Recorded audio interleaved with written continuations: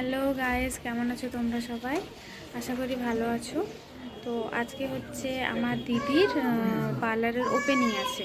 সেটা প্লেসটা হচ্ছে নছিপুরে। তো চলো তোমাদেরকে দেখিয়ে দিচ্ছি। আশা করি সবার ভালো লাগবে। আর তোমরা বেশিরভাগ জনই আমার দিদির হাতের কাজ দেখেছো। আর যারা যারা দেখোনি তারা নেক্সট লাইভে বা নেক্সট ভিডিওতে দেখতে পাবে।